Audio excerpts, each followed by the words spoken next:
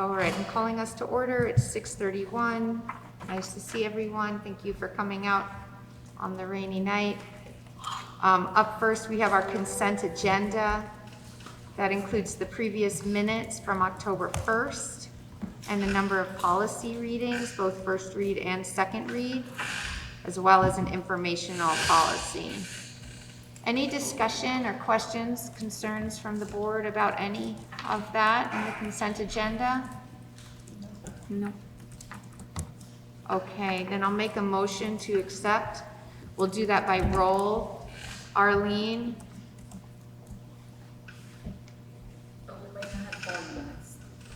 Oh, she gave a thumbs up. That was a thumbs up? I'm not sure why the sound is not working.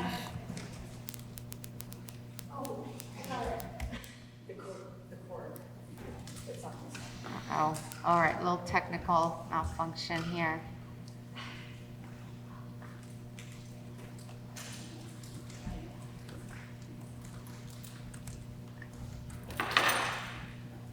All right, so Arlene, I think you were an aye. I see you nodding your head. There we go. And Michelle? Aye. Perfect. Lisa? Aye. Audrey? Aye. Emily? Aye. And Mary is an aye. Lynn, any need to prioritize the flow of the meeting tonight? No. Okay. So that brings us to our public comment time. Courtney, anyone on virtually? Virtually, I don't have their legal name. What's that? I don't have their legal name, so. Okay. Well, they're welcome to provide that and then address the board if that's of interest. And let them know that. Okay. And I see Jared here. Are you here for public comment? Okay. Anyone else for public comment? Okay. All right. Bravo. Thank you. So that brings us to our spotlight. First up is Terry Sue with our Sheldon Spotlight. So this time around, I wanted to focus on our early ed program. So we're doing some amazing things, and it's grown so much over the years, even just in the 2.5 years I've so far been part of the SU. So I'm going to turn it over to one of our preschool teachers, Karen Nichols. Our other preschool teacher, unfortunately, is ill, so Karen's going to be going with us alone. So she has an awesome presentation to share, and then following, we want to do our tour of our preschool space, pre-K preschool space, so that you can see what they're learning firsthand and just get a glimpse of how that school functions within our bigger community. All right, thank you. Thank you, Terry Sue. That was part of my intro was I'm Karen Nichols. This is my 7th year teaching at Sheldon. I've been in the same role as an early ed teacher as well as an on-site director, so handling some of the day-to-day filing and obviously bringing that information to Melissa when necessary. The other part of my intro is going to be, you may notice that I look a little different today, and that's because my other half is not here. For the last 3 years, I've worked alongside P.E.G, and we have worked together to really strengthen and expand our preschool program. She has taken over the other classroom, and we've done some really great things. So wanted to spotlight some of that, but that is my selective vulnerability for the night, is that I am better in groups of 2, and I'm also better at speaking with really young children, so forgive me. So a little bit about our program. When I started in 2019, that was the first year of the merge. It was a very confusing time in preschool because we kind of started with nothing. So I got an empty classroom, didn't really have any curriculum or anything like that. It was just me, and I was serving 2 groups per day for 3 hours each. They were mixed age, just so that we could accommodate more numbers-wise. But priority was, at that time, going to 4-year-olds to try to get them kindergarten ready. We also offered a play school option on Fridays when available. There were a couple of years during COVID where that wasn't possible. Either numbers were too low or space-wise, we weren't able to accommodate for that. So we were serving around 26 children per day in those 2 sessions. Whereas beginning in 2022, after the expansion of the program and the addition of the second classroom, we were able to have 2 full-time early educators, and we've expanded our hours to provide children with 5 hours per day. This is pretty significant because the 10-hour standard has now been bumped up to 15 for our 4-year-olds. So they're getting a lot more in-classroom time and experience. We are serving many more children because there are 13 in my classroom, 13 in Holly's classroom, and these are just pre-K students. We also do the preschool sessions, which currently I have 8 and Holly has 7. So just numbers-wise, I wanted to point that out because our program has really expanded and people are really taking advantage of that. And you know, it's kind of a plug and a thank you to the board for making that happen a couple of years ago. And pretty much all that to say that because of our expansion and our ability to reach so many children, we are now serving around 90% of the children who will then go on to kindergarten, which is really great because we have a good idea of where those kiddos are. We are able to prepare them, and in the past couple of years, it's been around 4 to 6 new students who are unknown. So this is really good for us coming into a new year. Kindergarten is ready and they know what to expect and how to best support those students. We have incorporated some early multi-tiered systems of support into the classrooms. Beginning in 2022, we had some contracted pyramid model support coaches who helped to get us up to fidelity and better support children. I thought it was important to mention because early MTSS really ties in with PBIS, which is what we're doing school-wide. So this is just more targeted and provides those different supports for different learners. We also incorporate Get Set for School within both our classrooms for 3, 4, and 5-year-olds. This is an introductory curriculum. I did post a little bit about it, but a lot of you already know, and if you don't, feel free to take a moment to read, but I have some materials out in the classroom that I'd love for everybody to see, just so that you can kind of see them and how they work with our kiddos. But this is something that we have worked to add. Again, like I said at the beginning of my work here, we kind of had nothing, so we've built this up to where it is now. We also have incorporated Second Step for social emotional learning. It ties in really well actually with some of the Wayfinder activities that we are also working with Pay Up. We as an early ed team are working to find those connections and try to build that support, but feel strongly that Second Step has been really, really valuable and important in helping support social emotional learning and getting kids ready for school. I included a couple pictures of it in action, and again, when we come down to the classroom and do the walkthrough, you'll see a lot of those materials posted throughout both rooms. And thank you. I would love to invite you all down to take a look at both rooms and just see a lot of the work that our youngest learners are doing, and we have a lot of things spotlighted on the wall, so happy to take a walk if you guys are. And if you want to see the artwork on the wall down the hallway, that would be something I want to do. Yes. As we go, you'll see it, and you'll see our big bear eventually on one of the walls. Yes. Our big bear. We have a big show there in the wall. You'll see it probably on the way back. Do you want to invite your guests? Yes, you guys are welcome to come join us to take a look, to tour the early ed space. I hope you all enjoy the. That was great. That was fun, yes. Wonderful. Thank you. Yeah, thank you so much. Okay, so, thank you so much. That was wonderful. Appreciate it, Terry. So we have another spotlight tonight with Michelle Irish on attendance and family engagement.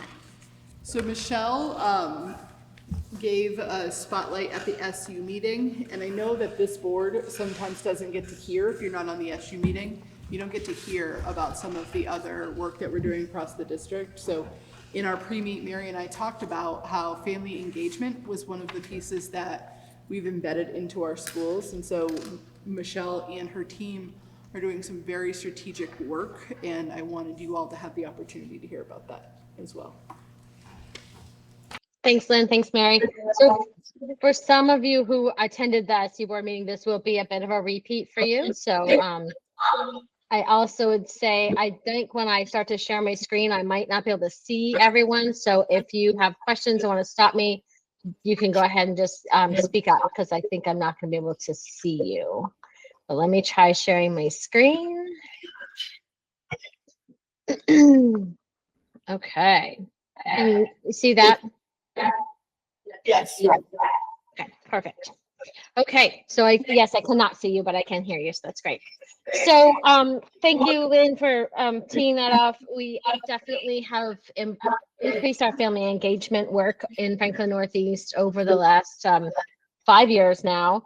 We started with a few staff spread across the supervisory union during the ESSER time, and we had some grant funding to be able to explore and experiment with this work, and we have since expanded the work and brought it into every school essentially in a couple of different ways.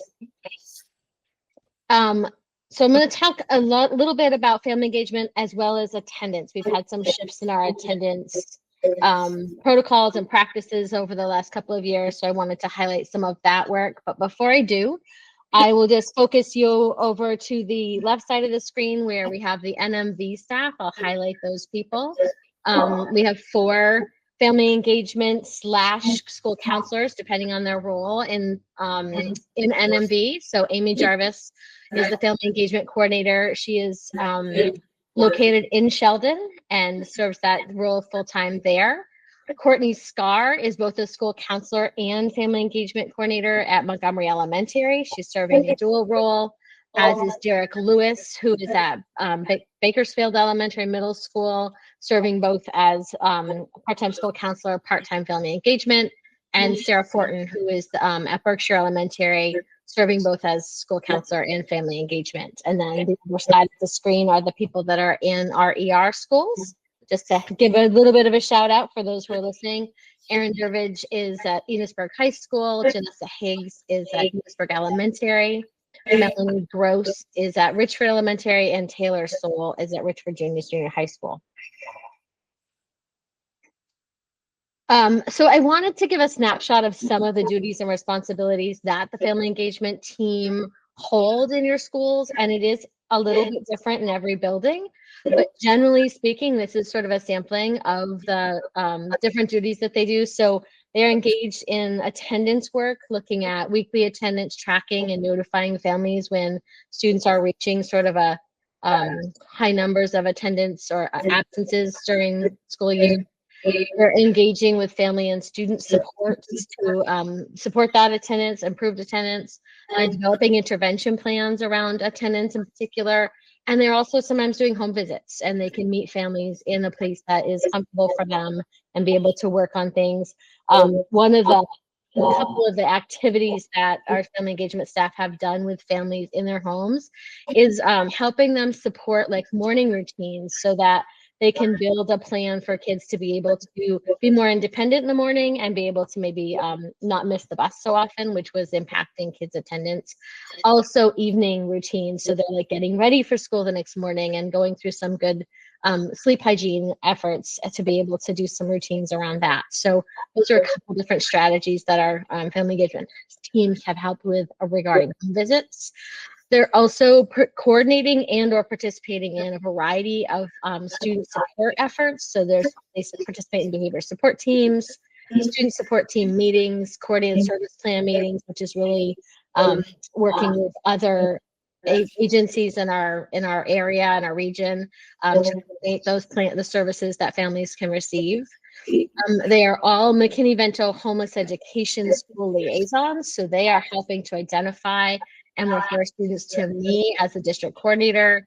They're supporting transportation needs, and they're supporting families by connecting them to resources, housing related resources as well.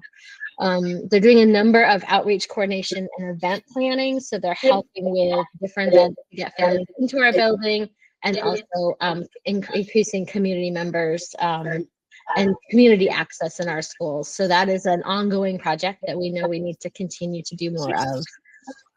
They work really closely with DCF around students who are in DCF custody, providing education stability and best interest determination. So that's a process that DCF has to go through when they take students in custody and they may be not in the school they were, or not in the community that they originally attended school in. There's some student services specifically related to social emotional skills development. So some of them are doing whole class instruction with our Wayfinder program. Some of them are doing intervention and skills development, either one-on-one or in small groups. Many of them who also serve as counselors are working in one-on-one counseling situations, and several of them are case managers for students who have 504 plans.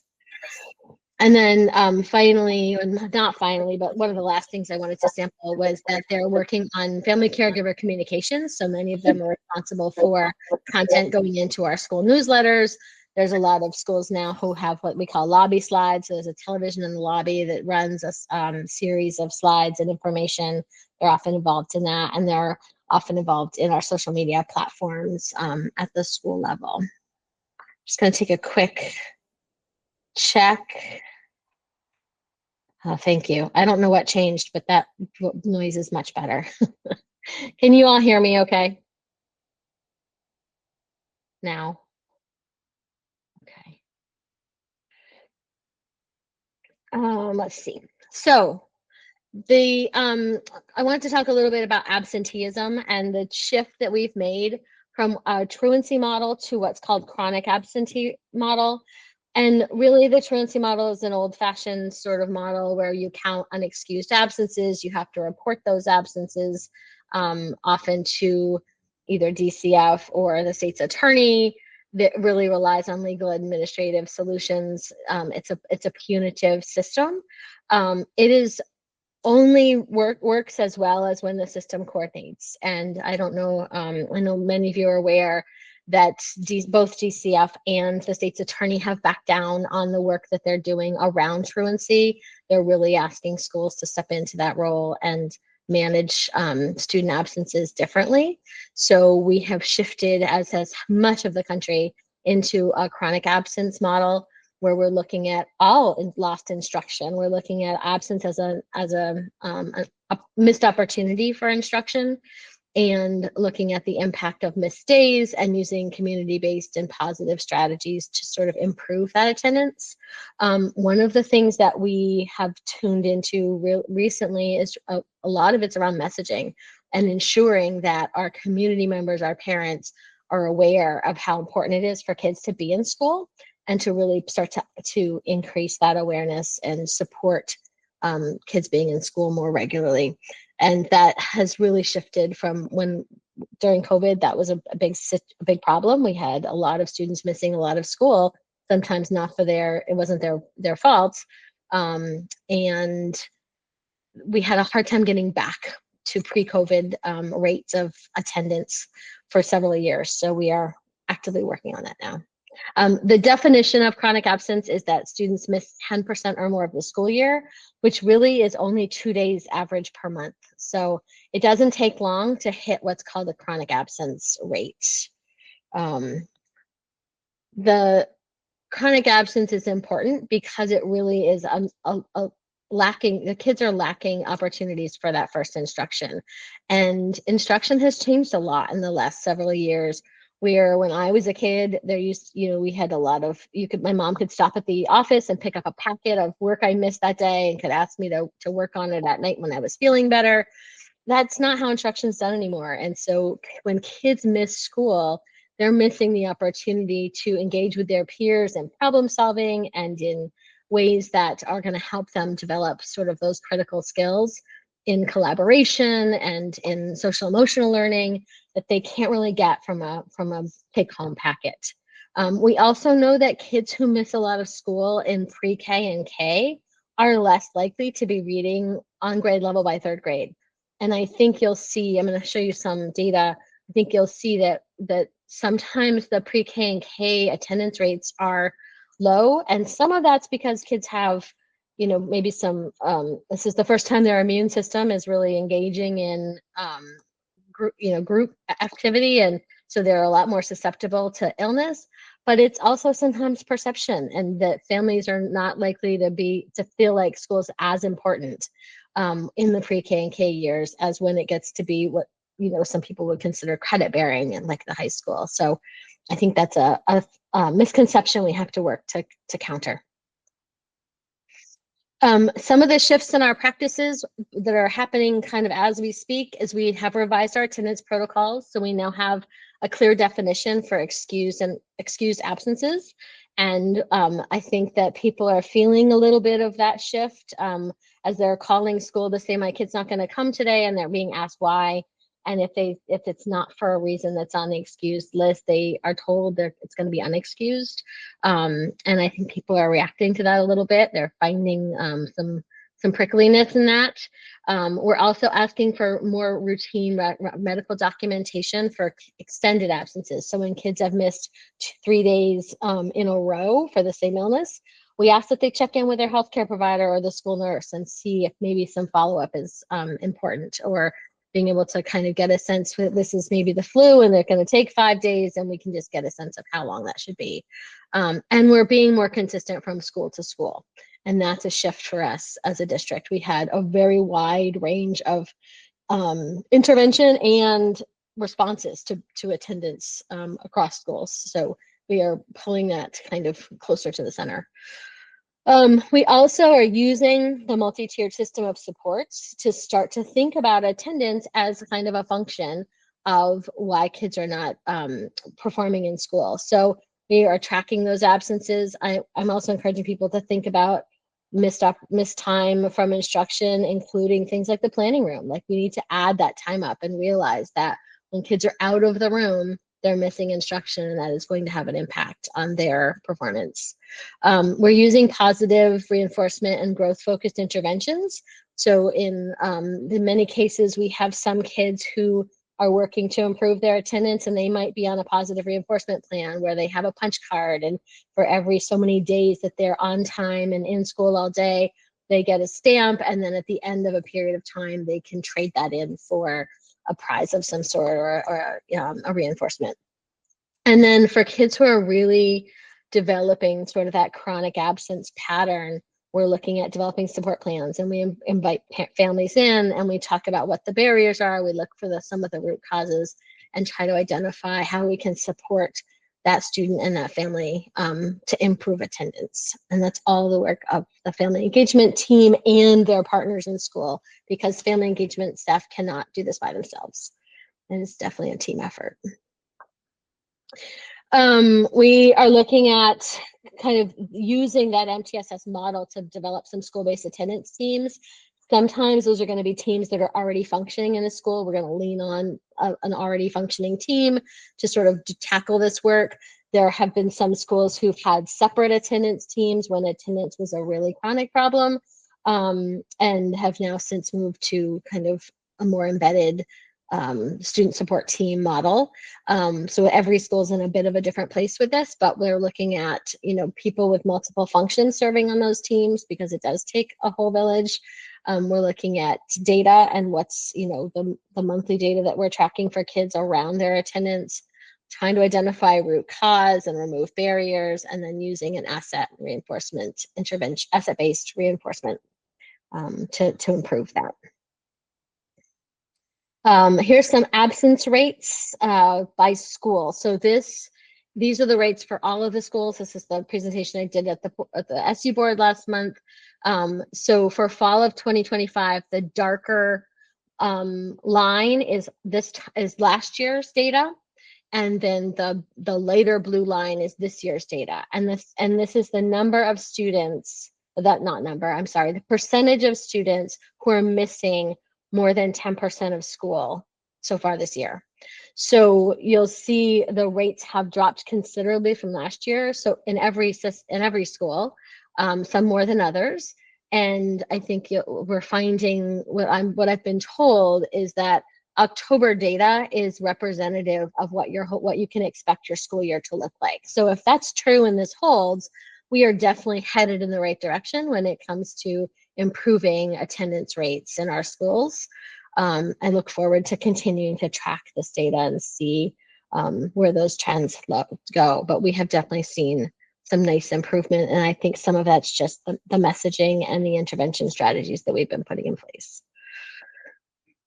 This is just another type of aggregation of data. This is for the same last year to this year for different grades, and it's all the grades in all the districts, all of our schools combined together. So you'll see, generally speaking, it's a little worse in the upper grades than it is in the middle grades, and kind of mixed in you'll see kindergarten first and second a little higher than third, fourth, and fifth. I think that, again, that's kind of that combination of a little bit of perception of the importance of coming to school every day and a little bit of the immunity issues, herd immunity. So, but you'll see, again, the same kinds of trends in every grade. We're seeing at least some improvement. So that's positive. And that is what I have for you tonight. If there are questions, I would be happy to answer them. I'm going to stop my share so I can see people. Is she still there? Okay. Before we go to questions, I'm wondering if you could add in one piece. We have received a grant. Can you talk a little bit about our partnership in that grant? Yeah, sorry. So we are partners with Monarch Maples and UVM in a grant that is ending in December. It's been a year-long effort. And that grant has really been working on the education and healthcare partners together to address the problems of attendance. So in the healthcare field, Monarch Maples in particular, who is our partner in this grant, is working on adding some attendance questions to their well-out screening, and then flagging students and families to say if they have missed a lot of school, being able to offer supports and offer other interventions from their perspective, and looking at the health ramifications, as well as what we're doing what I described we're doing in our schools. And then the other thing we've done is we've developed a bi-directional consent system, so we can ask families to be able to give us consent to have conversations with the doctors so that we can partner together, especially in kids who have some of the more medical based attendance issues. And it really has helped to improve the flow of information between the medical home and the school. So that's new this year. And I don't know, was there something, I can't remember if there was anything else I haven't mentioned. It's been a really positive experience. We've developed, I think, a really positive relationship with Monarch Maples since then. So I think our schools would say that they have become good partners with us in tracking kids with chronic attendance and helping to support the need for kids to come to school. And to help sort of problem solve around some of those things that were keeping kids out of school, like stomach aches and headaches and some of those psychosomatic issues that might be cropping up, that the medical staff are being able to kind of help to problem solve with families around to help improve attendance with kids. Thank you so much, Michelle.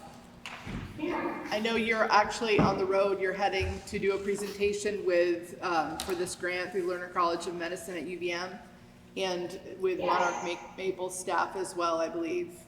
Actually, I'm representing the education side of the whole grant. So it's a statewide grant with 4 different regions. And so I'm representing the education side for the whole grant. And there's a pediatrician out of Randolph, I think, who's going to be representing the medical side at this conference. And it's a conference for physicians that we were invited to present at. So we're pretty excited about that. Awesome. Thank you so much, Michelle. Really appreciate it. Okay, so before we move on to budget and Morgan's report, Courtney, we have someone virtually who is interested in public comment. I don't know because I can't private chat. Okay, so well, I don't, they can hear me, I assume. So before we move on, I wanted to see if I need to circle back to public comment for who is the person? It's Jess Villano. I'm sorry, Jess for Villano. Jess Villano. Are you interested in addressing the board for public comment, or are you just observing the meeting? Just attending, no comment necessary, thank you. Okay, great, thank you so much. Just wanted to make sure. Okay, so Morgan, you are up. Okay, thank you. Only one brief update to the written part of my report this month. We still have not received tuition bills for your high school kiddos for MVU or Maple Run yet, so I don't really have a sense as to how we're doing compared to what we budgeted for. Hope to have that for your December meeting. Normally those are things that would have come in by now or will come in soon. I also just on Friday got to first look at allowable tuition for last year. And so to the extent that the allowable tuition is different from what we were charged, there's a process where we have to true up tuition bills from the prior year. The data that I saw on Friday, I think is not really ready for prime time yet. So I've got a bunch of questions out to AOE about it. And that's something else that we will hopefully have a clearer picture on for December. And so as we lead into the budget discussion, there's kind of a big caveat that a lot of the tuition projections for next year are still kind of guesses based on what little information we had from this year. And we can jump right in. So we saw some of these slides last month. We started with the enrollment projections. These are in the slide deck that I sent out to you, and you've seen them before. On this slide, I just point out that unlike the rest of the state, we are anticipating an increase in our enrollment, and right now it seems to be stilted towards Montgomery and Berkshire, at least in the next 5 out years.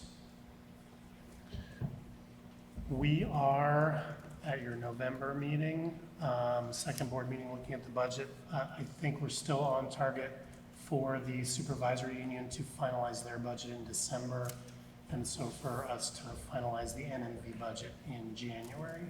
The one question on that would be how confident I feel on January 7th that I know where Enosburg Richford are gonna set their tuition rates, because that's probably your biggest line item is the payment to them. Sorry. Next slide are the goals. We went over these in October, so I don't really feel the need to spend any time on them tonight. And then we'll look at budget considerations. The good news or the less bad news is that health insurance premium increases are now projected to come in at 7.3%. Those are the rates that VHI has filed with Department of Financial Regulation. So they have not been approved yet, but that's a much better number than the 13-ish% that we were starting out with at the beginning of the budget process. I think we picked up an 8th grader since we last saw this slide, and so I'll keep adjusting these numbers as we move forward. But a relatively large 8th grade class replacing a relatively small senior class means that our secondary tuition is going to be up pretty significantly over last year. Still don't know what that number will be. And then last month we talked about the potential cuts to federal funding, which I think Lynn will put a little more detail on in her presentation. And then PCB remediation still remains a wild card. Next 4 slides in the deck are mostly. Can I interrupt? Oh, go ahead. So this piece of the positions paid out of the consolidated federal programs, you're saying 2 have been moved into the local budget, and why not the 3rd one? The third one is one that we haven't been able to fill yet. Okay. And we're not anticipating that the federal money is going to go away completely. So we didn't feel like we needed to add that Okay. position to the line. And once we move a position over into the local budget, you can't then put that back into the grant budget, or it would Okay. be supplanting. So we're Okay. trying to be strategic, but not Yeah, take too many over. that makes sense. Thank you.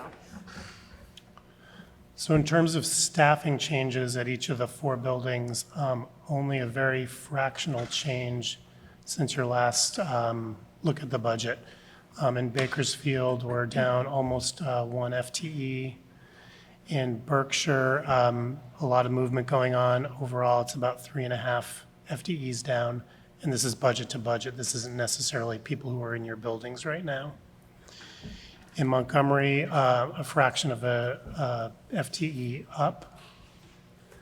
And then in Sheldon, I've added 0.1 of a teacher to this budget. It's the Flexible Pathways Advisor.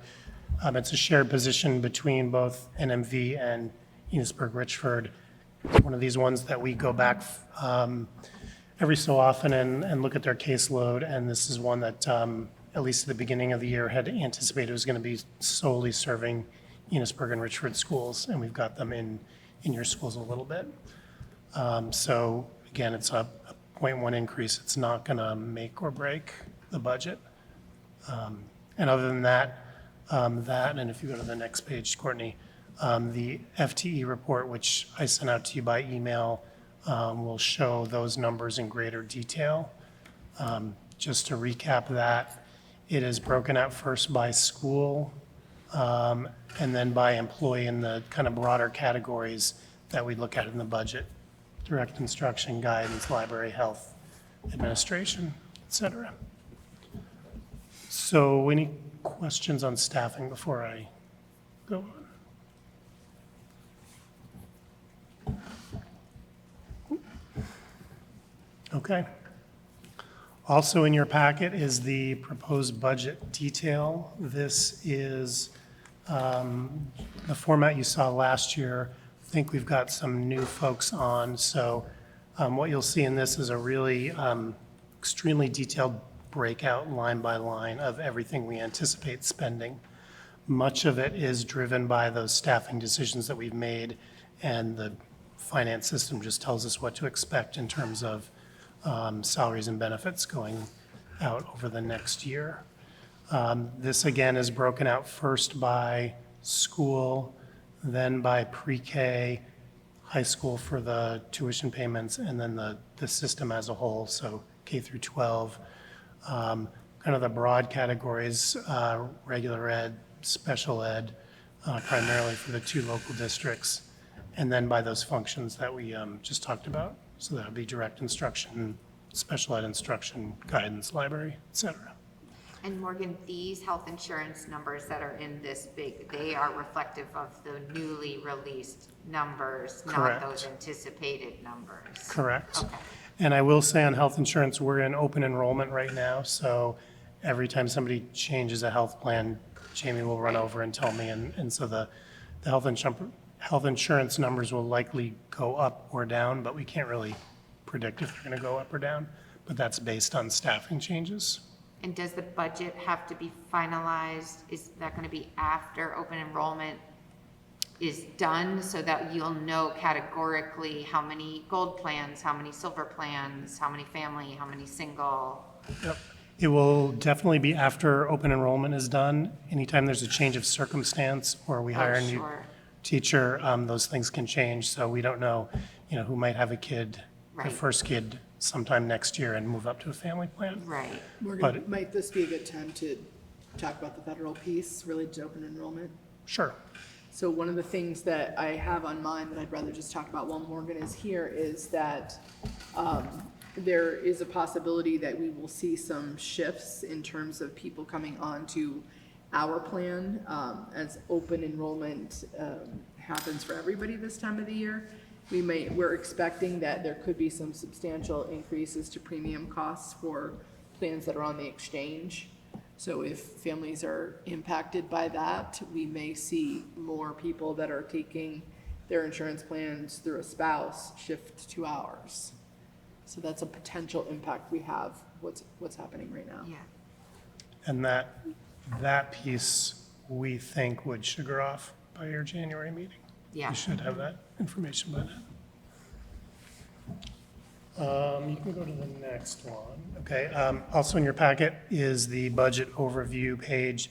This is, both are shared with your voters. This is the one that folks look at, I think, a little more closely because it's more digestible. A few things on here that I wanted to highlight. If you look at the first and third line, you'll see that we have actually budgeted for your vocational education separately. So direct instruction has dropped budget to budget and voc education has increased. We're just pulling those tech center tuition payments out and putting them on their own line. Lower down, you will see central services, which is the supervisor union assessment, dropping by about a little over $500,000. And then that transportation line going up by $450,000. Those two numbers are in part washing each other. We need to pull transportation out separately because it's handled differently by the state. Because it's an SU function, in the past, it was just all kind of under the umbrella of the central office assessment. They are now separate, and if you go into the detail, you'll see a separate transportation assessment compared to the central office assessment.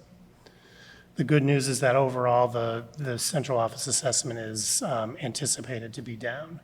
Again, the SU budget hasn't been finalized yet. That board's got 2 more looks at it before it's done, but we're pretty confident that we're going to be able to bring that assessment down below what it was last year. And then the last thing on this page is point out that the debt service has dropped $73,000.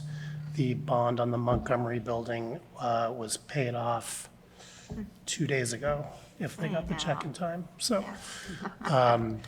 that is a little bit of a bump, a little bit of a help in terms of the budget and tax rates.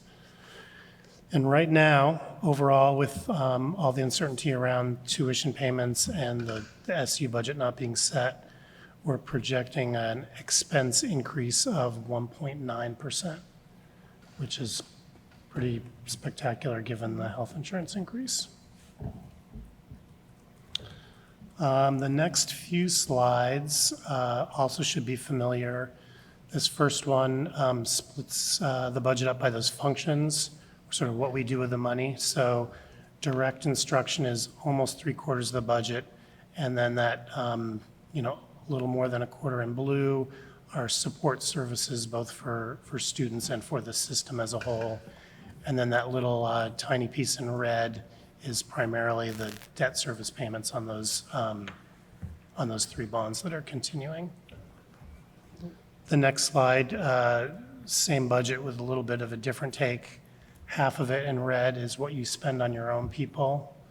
The other half in blue is sort of what you give to other agencies. Some of that is the SU assessment, so that would cover things like food service, that transportation we talked about, your special educators. The bulk of it is your high school tuition payments going to other schools.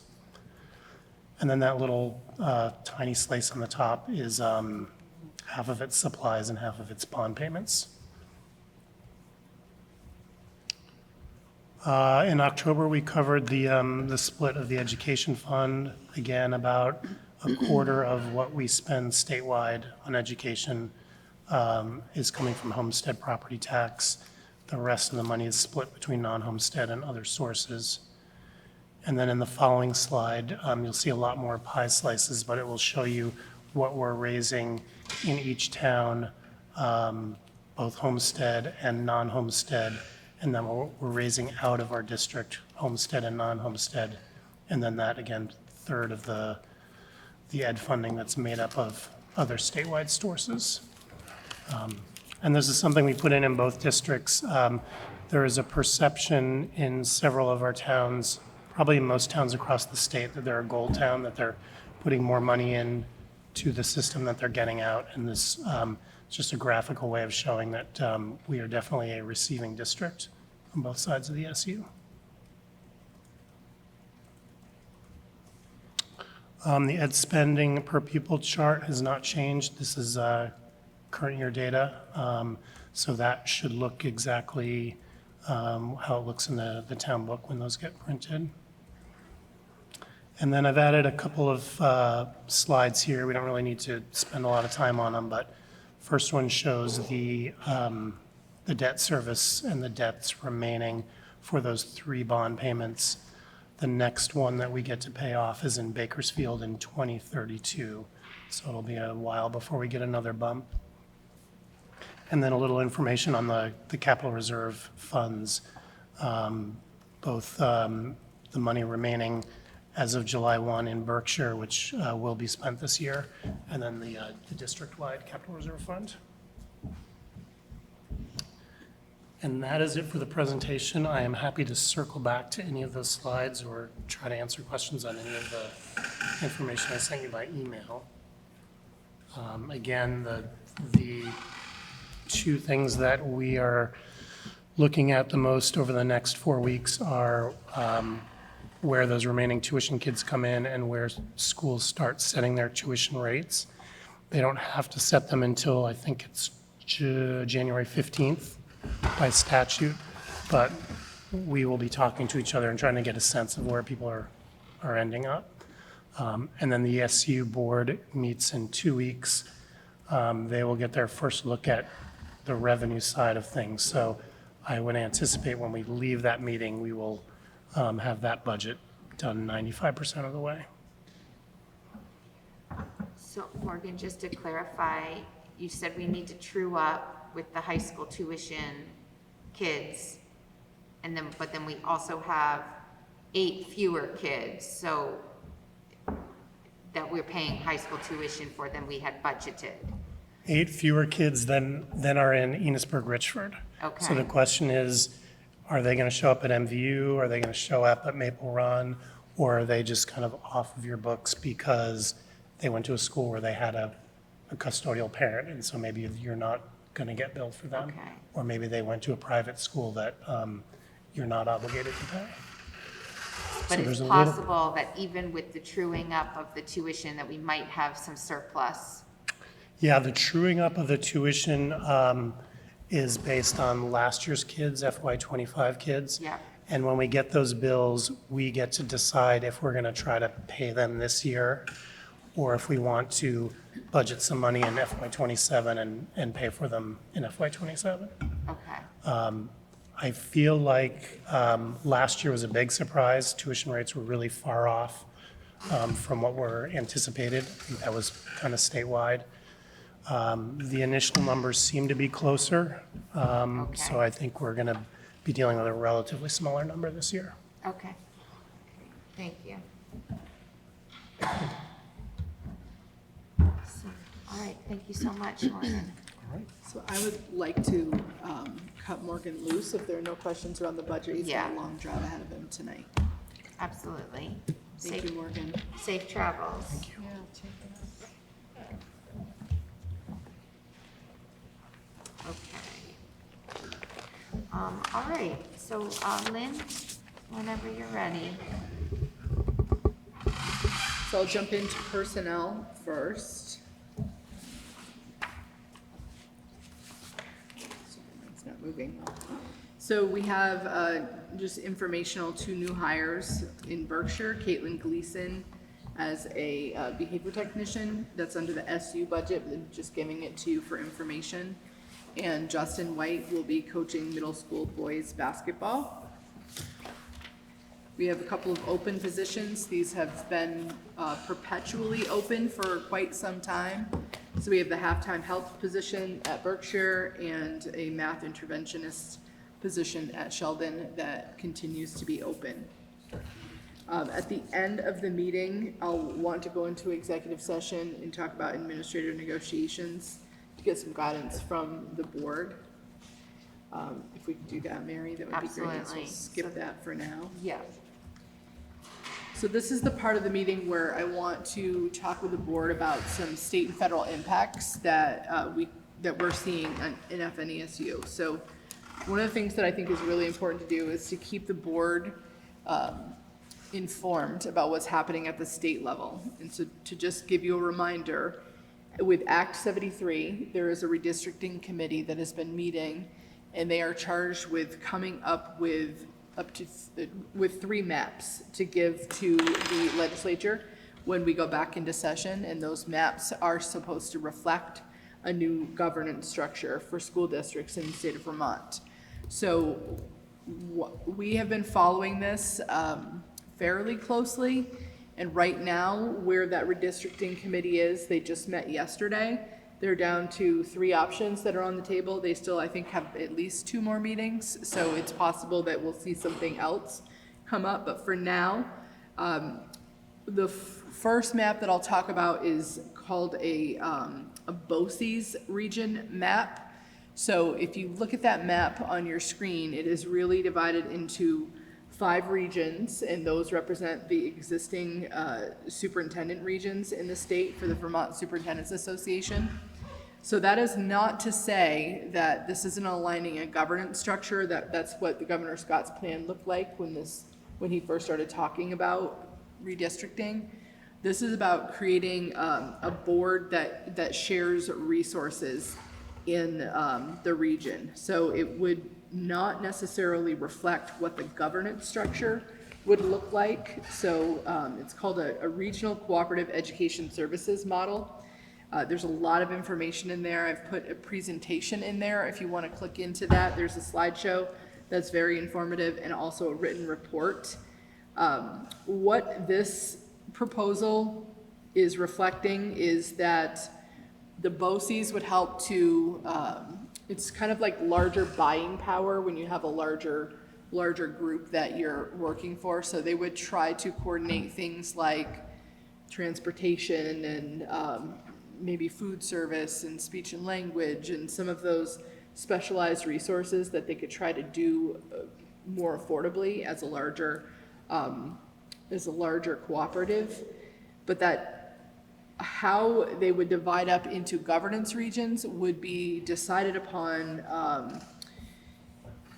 What they've said in the report is that it would be intentional strategic mergers underneath the cooperative service agencies, and they'd be aligned with evidence-based criteria, local input, and contingent on access to construction aid. So this does not reflect that we would have the 5 school districts. It seems rather undefined. And there are 3 parts, if you look in the write-up for this proposal, that they are targeting. And they outline research on mergers and 3 distinct targets for mergers. So they talk about stranded costs, and that's where you have dramatic student decline. And there are some examples in central Vermont and in other rural areas where enrollment is declining, but there are not other nearby options. There's a private school choice cost, and that is really looking at the impact that has on public schools and decreases in funds available to public schools and the impact on the private school tuition. And it really does a nice job in the report of talking about some of those other costs associated with the private school tuition. So it's worth a look in that section. And there's also the sparsity costs that they're trying to address. So strengthening some of those isolated public schools so that we don't create regions of the state where there are public school deserts, where there are no opportunities for kids to go to school within a reasonable commuting distance. So that's something that this proposal is trying to address.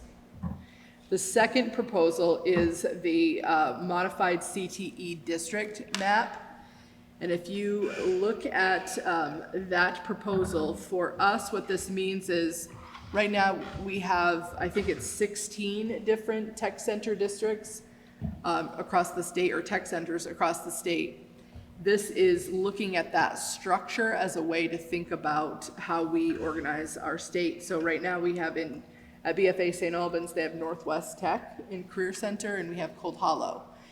There is a comprehensive high school at Missisquoi Valley where they have an ag program that runs through that comprehensive high school model. So they're not an approved CTE center, but they do have a program. So this would merge, it looks like all of Franklin Northeast. It would merge us with Missisquoi Valley and BFA St. Albans and a portion of Franklin West, I believe it's Georgia, and Alburg. So that's what it would mean for our little corner of the state. So then that governing board would figure out what they're going to do with the 2 tech centers, and then they would work through the governance structure. So when I first looked at this, and I think there's still, I can't tell you this with 100% confidence because I've heard it both ways. I've heard it one way that this map would represent what the governance model would be, and I've also heard it that this proposal would allow, so that our district would then be called the Northwest Area District. That's the placeholder for the district name. And that there would be space for that district to decide what the governance model is. So it could be one larger merged district, or they could decide to operate as a supervisory union with some configuration of smaller districts operating under that supervisory union, or some hybrid in between, which I don't really understand what a hybrid in between could be. So maybe something new there. Please stop me as I'm going through these, if you have questions about the specific options that I may or may not be able to answer. The third map, this is the newest map. This proposal was brought in yesterday, is a comprehensive high school model. And this version that I've put in your slides reflects, this is public only high schools. So you can see the way this is organized on the right-hand side. They have regional comprehensive high schools, and they give you what the projected enrollment would be. So Enosburg Falls High School is identified on this map, and they're projecting the enrollment would be 854 students at that high school. They're also reflecting where the CTE centers are in these regions. So I know that's something that they're all paying attention to as well, because they want to make sure that students have access to CTE no matter how we divide up the governance. The next map is very similar, except it also identifies where the historic academies are. So you'll see those reflected in there. Lynn, can I ask you a question? Yes.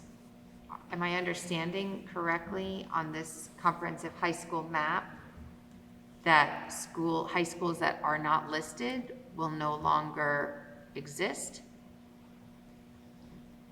I can't really answer that yet because that's not clear to me. Okay. What's the current population of the Enosburg High It School? suggests by the number of students that are there is that they would be reducing the number of high schools in the state. So Yeah. I think this would also be contingent on construction aid, because in its current state, Enosburg could not house 854 Right. students. So I think that in several of these plans, they're contending with, we might have to spend some money to create some of these regional high schools to make them bigger and maybe more state-of-the-art than what many of these buildings currently are. Yeah. And then offset that cost with operating fewer schools, would be my guess. It's 300, high 300s, low 400s? Okay. About a little over double, yeah. I mean, it's so like parking in Enosburg, and there's like a million other things that you Yeah. would have to think about, like when you're looking at high school students in a town that size, like Right. where are you gonna put driving students in Enosburg? Yeah. Yeah, there are a lot of things that they're having to iron out. They're all in theory at this point. These are some of the things that they're talking about. One thing that has been big in people's minds is commute times. So this was, I thought, a really interesting map. If you can go down one more, Courtney. So this is reflective of if we had students feeding into any of these comprehensive high schools. it's supposed to show which, by color, a 30-minute drive time around that school. So you could see where there would be students coming from a variety of areas that could feed into each of those schools. So it's interesting to take a look at that, both in our part of the state and beyond. 30 minutes on a clear day? I don't know, you'll have to ask them When that they're part. during hay season. Or like dead of winter? Interesting. I know there's a tool on the, so we played with it a little bit at one of, it might have been an SU meeting, where you can click on and it will give you, it'll take a look at where all the students are, and you can say within 15 minutes, within 30 minutes, within 45 minutes, and it'll show you like how far out and if there are any other schools within that catchment area. And traffic, if you're gonna have that many kids on Main Street or. There would definitely need to be some shifts. So these are currently the 3 potential scenarios that are now going on to the desk of, So let me say more about that. So these are for where we are in this moment, in this redistricting committee. It doesn't mean that another map won't come out in the next meeting or two. And this, what happens from here is the redistricting committee has to write a report about the 3 maps that they choose. And there's a template that I shared with the SU board, I believe. I don't know if I shared it with the local board. But the template, actually, if you click into, I linked in the written report for the BOCES model, and I believe she wrote that in that template. I think the Tech Center region may have also as well. That written report is not coming up when I click on it, but I Okay. don't know if that's because I'm not on a computer. I will put the written report in there. I think I still have it up. I'll do that when we shift to principals. So if you look in there, you'll see what some of the, if you click on, Lisa, the Tech Center regions, you can see how it's set up in the table of contents. I believe those are all of the things that need to be in each of the final reports that go off to the legislature. So they're trying to write their proposals now in that framework that goes on. So after this, they'll vote on what are the 3 maps that are gonna move forward, and then those will be presented to the legislature. The legislature could choose from those maps. They could not. They could choose something totally different. So they're doing the best they can to come up with something. I have a lot of questions about, I did not watch the last redistricting committee. I pulled from a summary that I received today. But I have a lot of questions around what does this do for governance and efficiency, because each of these seems to leave some of those decisions to the local level. So I don't know what that would do. We have 119 districts right now. And I don't know if that means in the end, we still have 119 districts. I'm not really sure. Because it's not clear that, like the CTE region, it's not clear that those 13 CTE regions would be the governance structure. So there's more work to happen. I think the voting wards working group is working a little bit on the governance structure, because I know the redistricting task force is not at all looking at governance. They don't feel that they were tasked with deciding anything on governance. But I think the voting wards district working group has to, because they will be setting up what the elections would look like for school board members. So they have to know like how many boards there are going to be in order to set that up. So they're Right. working concurrently with this redistricting task force, and they have been talking to each other, but they only started, the voting wards group only started a couple of meetings ago. Okay. So they're like a little bit behind in the process. So that's not what my understanding was at the start of it, because they're called a redistricting task force. So I thought their role was centered around figuring out a new governance map. I did too, but they are strictly figuring out where the schools should be and drawing the boundary lines, but not figuring out how those boundaries are gonna get governed. And I only know this because I've been listening to the public engagement sessions that they're having around the state.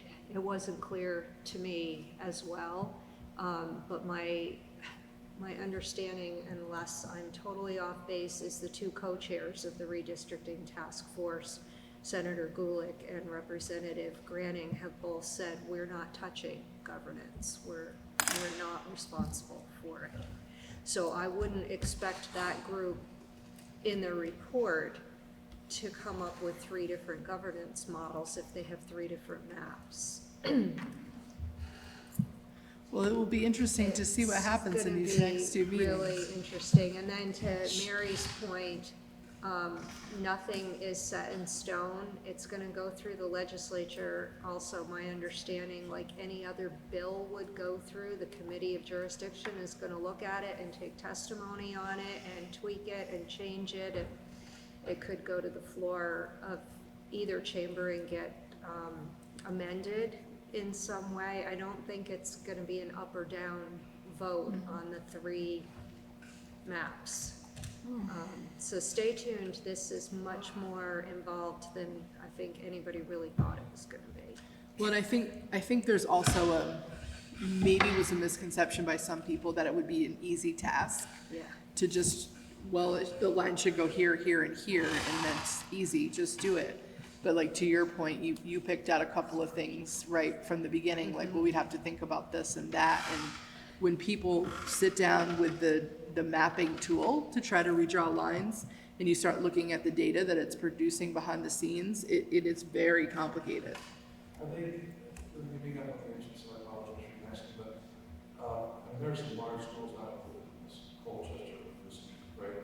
Are they thinking regional middle schools, regional elementary schools as well?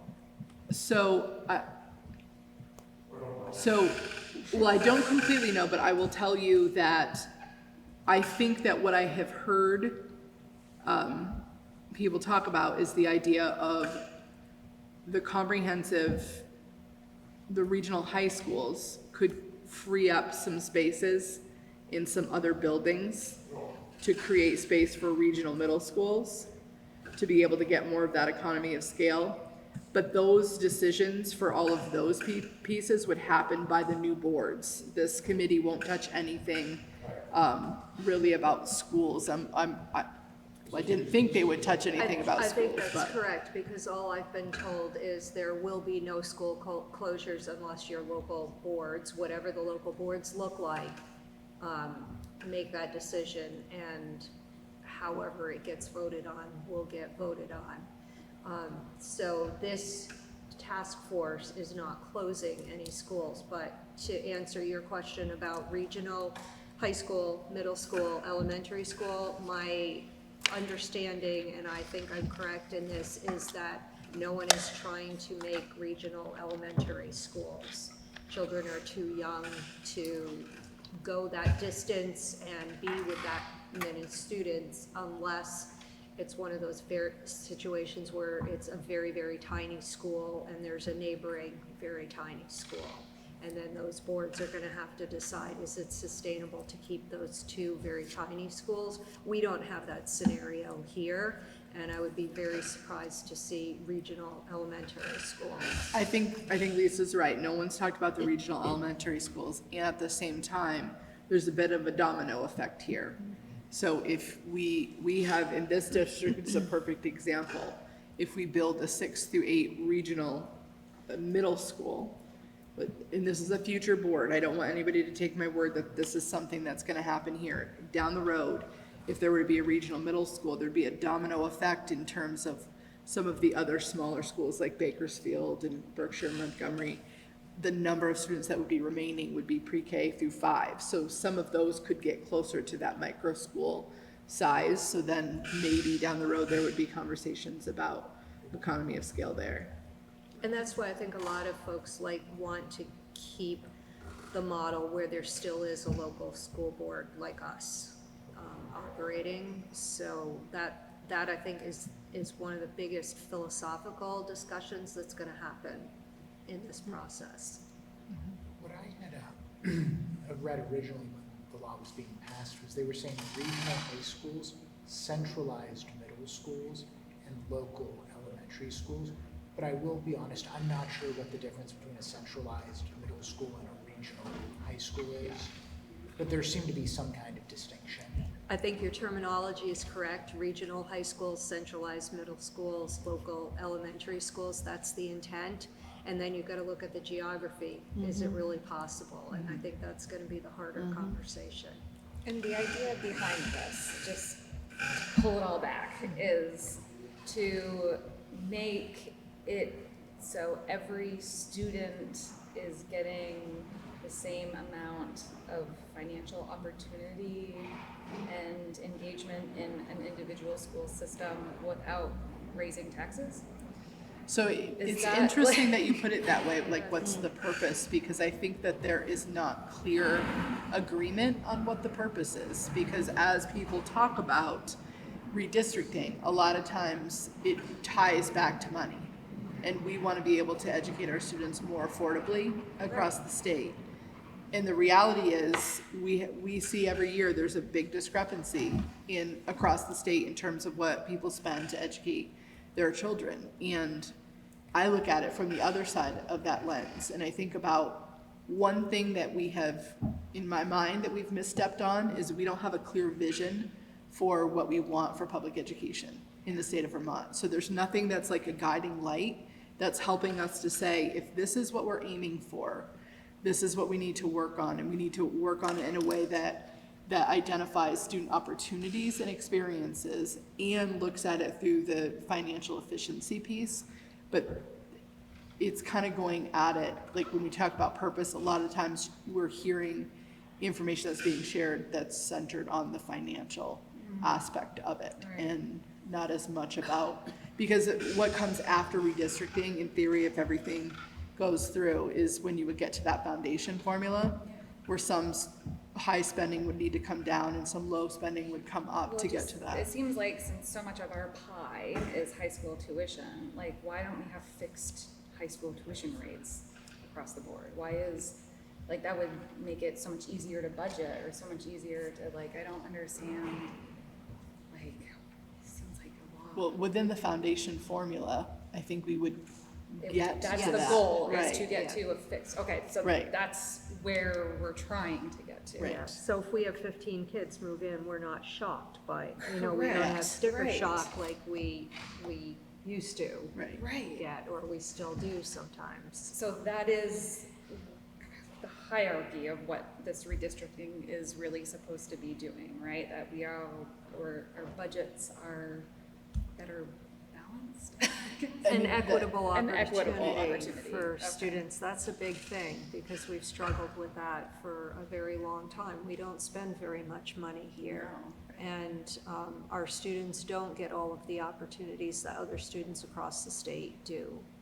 So, And so within our district, wherever they draw the line, every middle school student, every high school student, every elementary school student is gonna have a fixed rate. You will get a foundation Theoretically. formula per weighted pupil. There'll still be some weights in there. yeah. So you'll get 13,500 or whatever the foundation formula ends up being. And then if you're a student that lives in poverty, there'll be some additional weight. Or if you have an IEP disability, there'll be some additional weight. There are several factors related to that. So there'll be some variability based on the students that you are educating. But it is more More equitable than it is now, yeah. Yes, like, right now, okay. There's a lot to figure out still. Lisa's going to be very busy when January comes around. I think I just there'll be get a lot of so- people that'll be very busy. Yeah. So concerned, I'm sure everybody is feeling the same way. When we went through merger before, I remember going before the board, whoever they were at that point, and, you know, saying why, like with Sheldon specifically, why are you redrawing the line, if you will? And they cited, you don't have a foreign language in Sheldon, you don't have X, Y, and Z, and then we merged, which it's been wonderful, but we still don't have those things. So I get super, super concerned that they say the right things and make it it look like? To your point, this is great for kids, but at the end of the day, it is about money. It is about money, and I just hope that they have enough people who care about kids, which money's always gonna be a topic, but to do it in a way, to not do it with haste and to do it in a way that's not feeding a line of BS to the parents, to the board members, to the whoever, like they did before, because that's exactly what they did. So that's my biggest concern. Whoever's driving and running this ship needs to be qualified to do so. I think with the Act 46 mergers, there were some false promises made, but when we all merged, I don't think it was the right thing to say to Sheldon if they did, if anybody said, when you merge, you're gonna get all these special things, because ultimately, it's been up to the voters of NMV to vote on a budget that contains those things, and it's been up to us as a board to say, we want a French language program at all of our schools, or we want whatever. And you've been on long enough to know that most of the time it's been for us, what can we cut, not what can we add. Correct. So we have not had the opportunity to reap the benefits of a merged district, and we're also a very small merged district. We only have a few schools. Sure. And I think that that's the intent of this larger school district that might be being proposed, one of the maps, that we would have more shared resources in order to do programs like that across the board.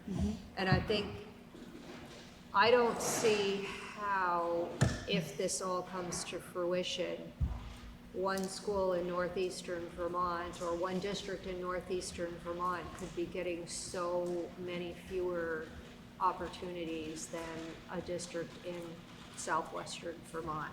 It just, to me, that would, what we're going towards doesn't sound like it will turn out like that. But like you said, we'll see. I wonder what this will look like when we sit here in 6 months. I'm not really sure what maps we're going to be looking at. I mean, it has to save money. That is the whole, Well, it's education But in the state of saving money Vermont. by spending a lot of money too, by having to build parking garages and So new that was, buildings. that was and exactly things to my point. Whoever is driving this better know what they're doing from a financial perspective, from a planning perspective, from an education perspective. from a community like, perspective. across the board. So I hope they have the right people in play. Agreed. And I think that's why they keep harping on the school construction aid piece to this, because nobody can change our buildings without school construction aid. Right. And if that doesn't happen, we can't change our buildings. Right. So we'll have to work within the existing structure of the buildings that we already have. And that's okay. There's not really anything drastically wrong with that right now.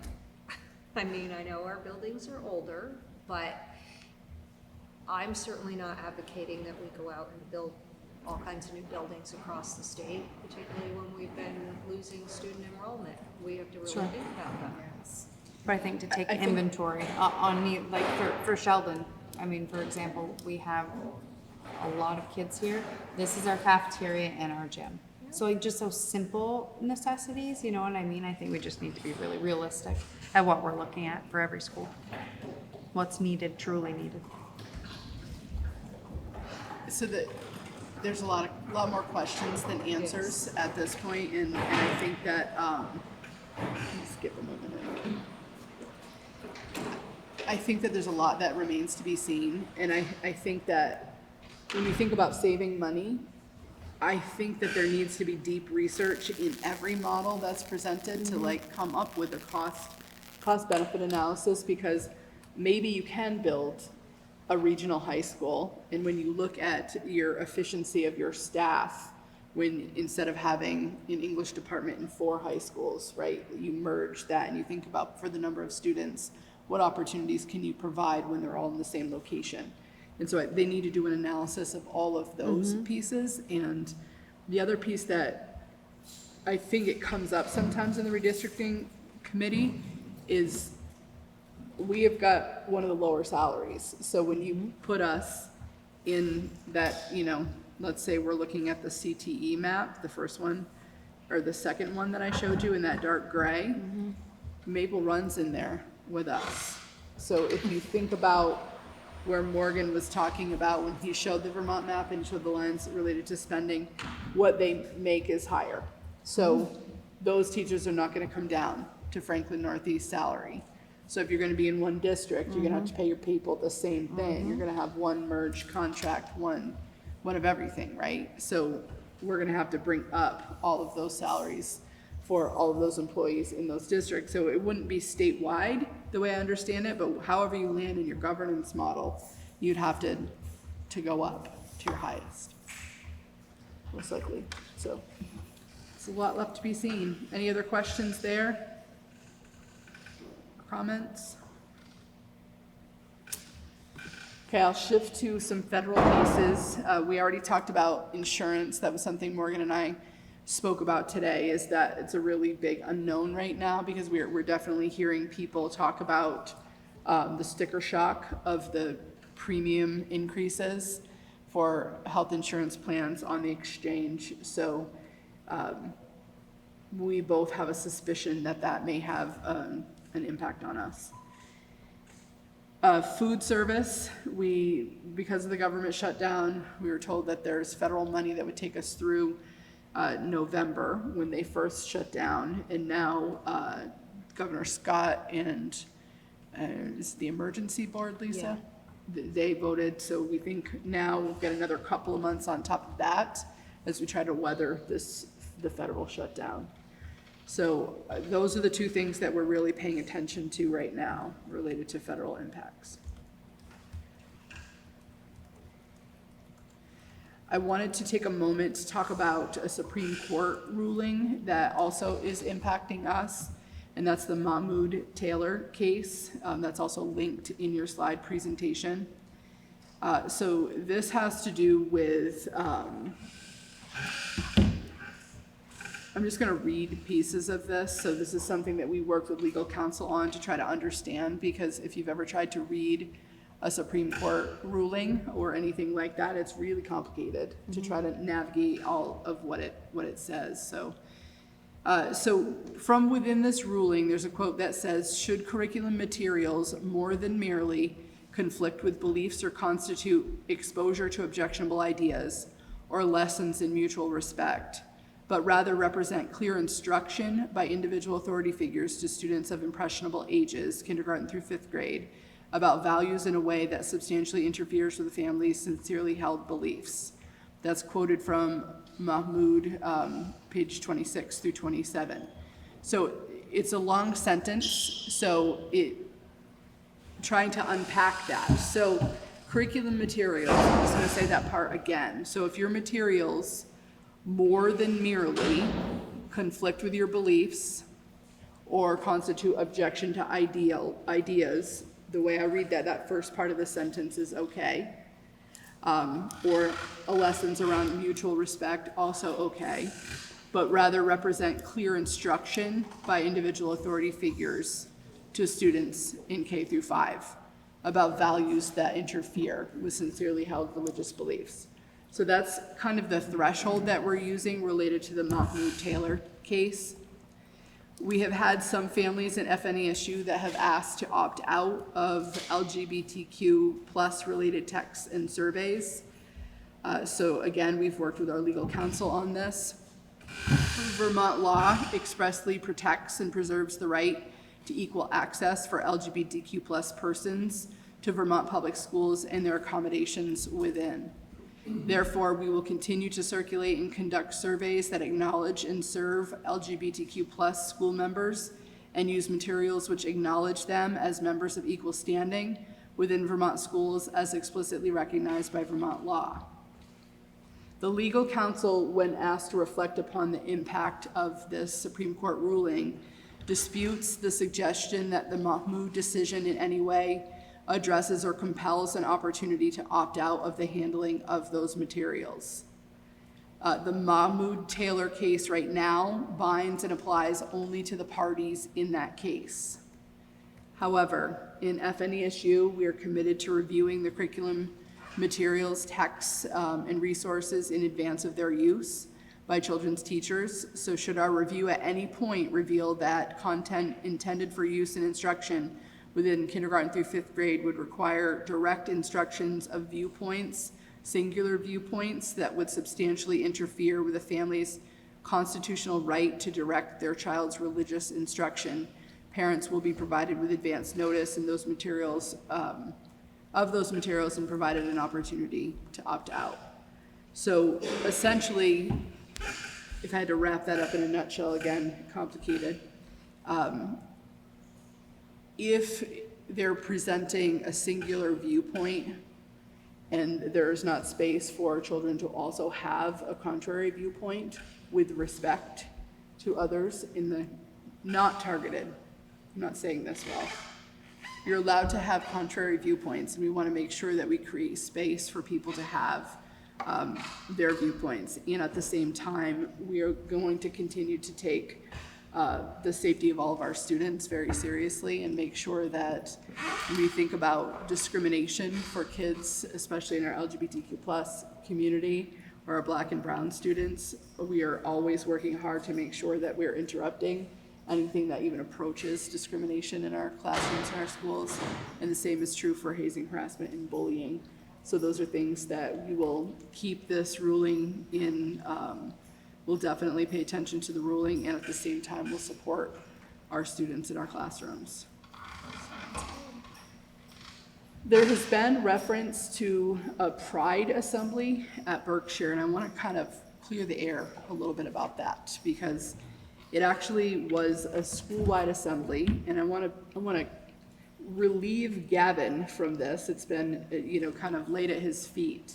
This assembly happened on June 7th, 2023, about a month before Gavin began as the principal of Berkshire. So this was a school-wide assembly that was held, and it was an end-of-the-year assembly. I'm unclear if it was an award or if it was a reward. It was for a morning meeting, which happens monthly. Okay, so it was a monthly morning meeting.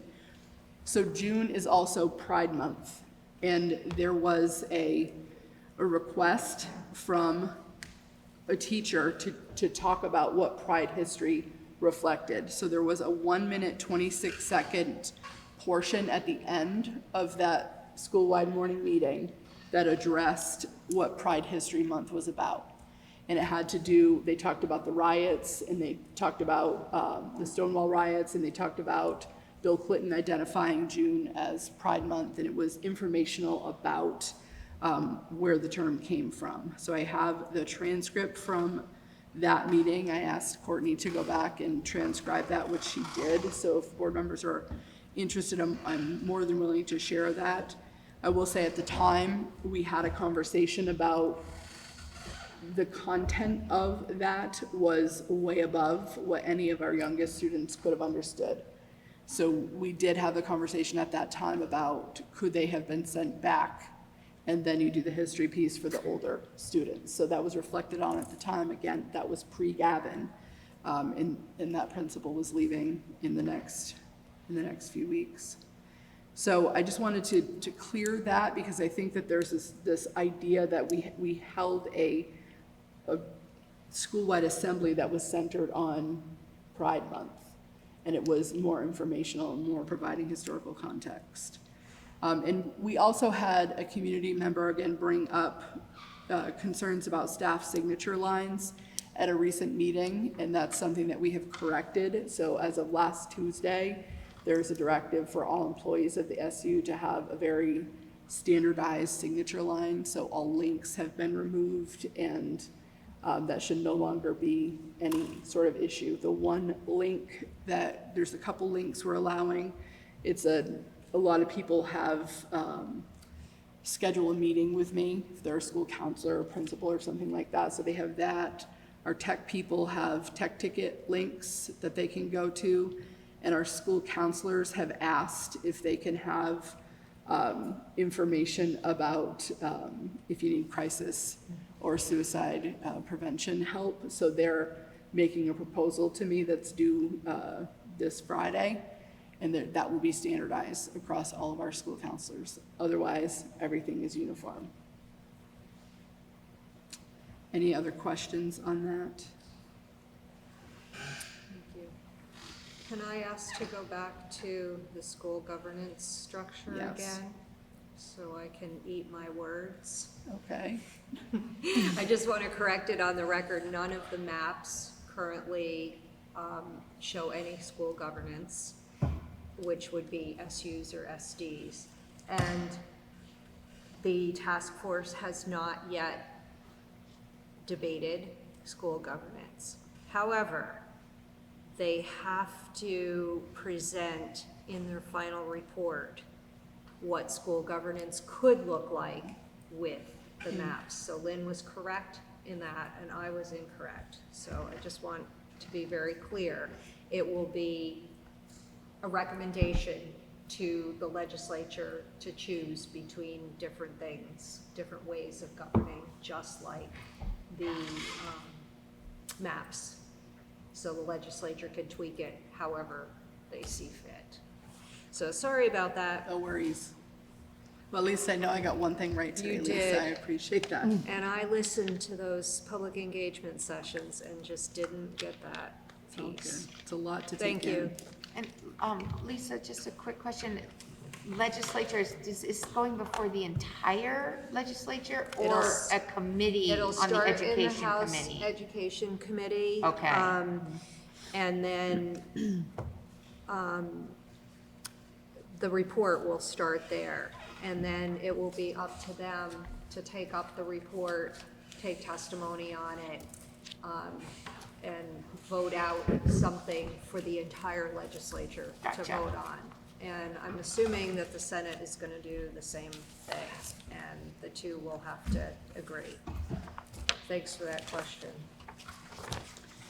So I'm going to shift us to district quality standards. So where we left off last time, I asked you all to do a self-assessment. So the board members, for principals, they may not know what I'm talking about. All board members had to do a self-assessment related to you can look at it, it's okay. You don't have to do anything with it because we're reporting out. So each board member did their self-assessment. Some of these, as we talked about, are indicators that are relevant to a district board, and others are more centered on the supervisory union board. So Mary and I were able to look at the data. We had a representative sampling of board members who completed that. Actually pretty good participation on this side. And where we landed is those indicators that are listed on the screen under approaching.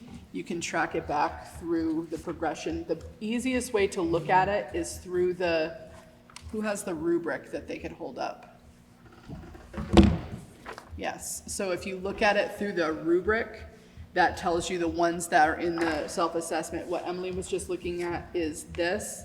This is the whole rule series 100. So we'll have to assess all of these next year, but we only had to assess the ones in the rubric this year. So I thought going in, we would likely be approaching on many of them. These are brand new standards to us. So as Mary and I reflected as we went through, there are several that we were proficient in. One was not at all a district level. So that one is an NA, is how it will go in on your self-assessment. And I will say there's one indicator that we have not scored yet, and I will collaborate with Mary. This one has to do with facilities. Vern has been on vacation, and I held a hard line about not interrupting him on his vacation to get his DQS recommendation. So I have time when he gets back to get that, and I'll let Mary know. It's not super consequential. I'm pretty sure he's gonna be between, I suspect it'll be approaching. So, any questions on this piece?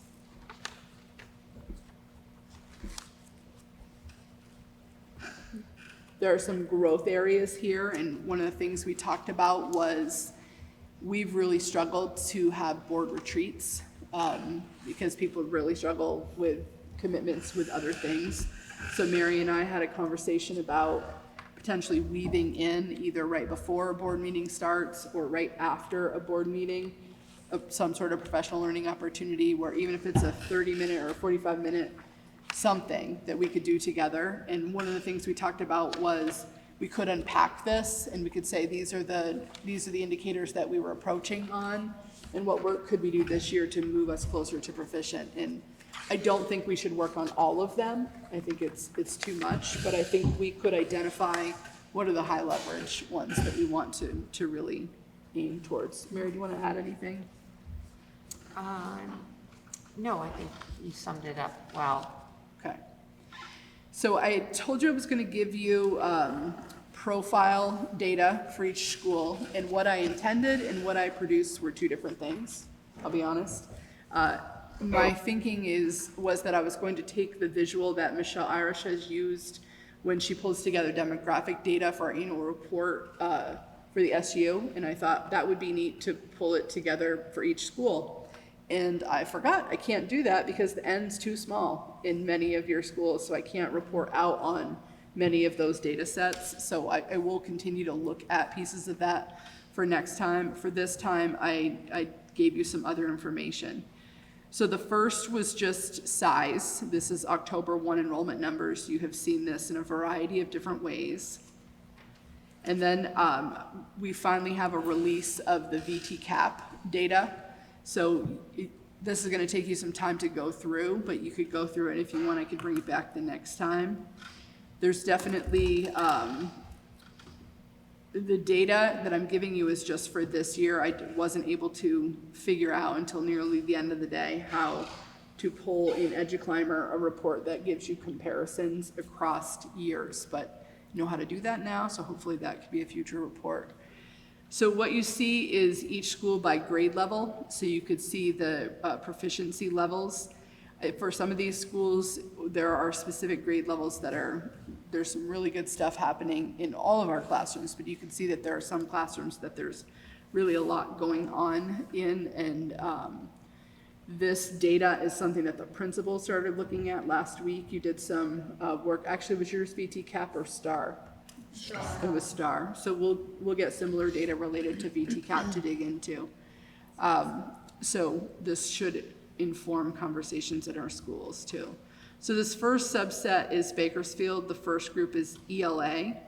The second group is math. And I know that they've been working very hard at setting targets and digging in and identifying students that need intervention. And they've also been working hard on improving first instruction.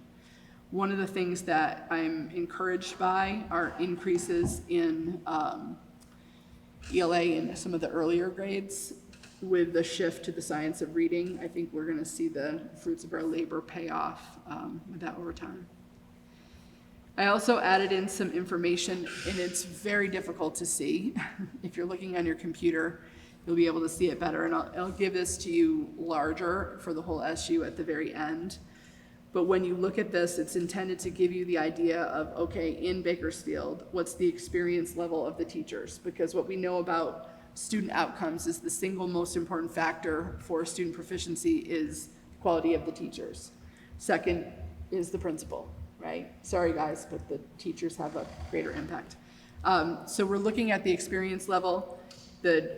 You see the key at the top. So pink reflects the number of teachers in their first year, yellow is years 2 through 3, green is years 4 through 5, and blue is veteran, which we consider 6 or more years.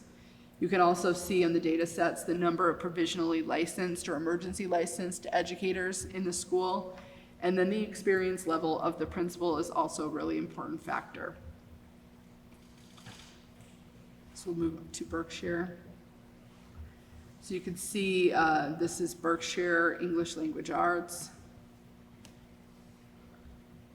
by grade level, and then Berkshire Math by grade level.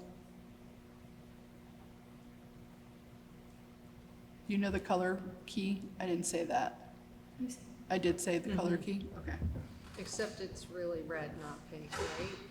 Oh, Or am I colorblind? so I said it so for this data that's on the board, blue is exceeding the standard, green is meeting, That yellow is approaching and the red is significantly below. It's red.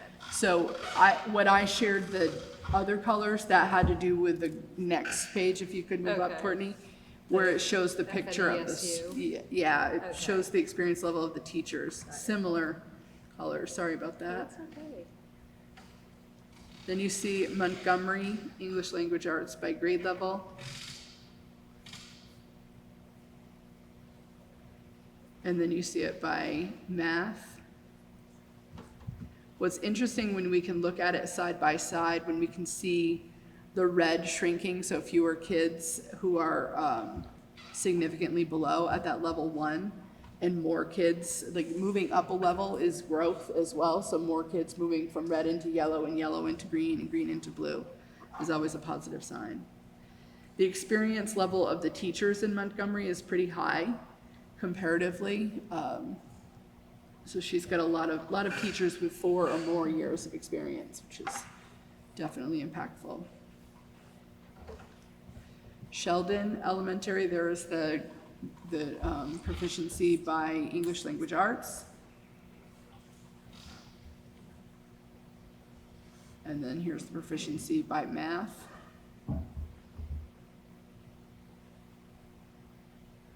And then staffing at Sheldon, we have 7 provisionals. We had a much better year last year for hiring.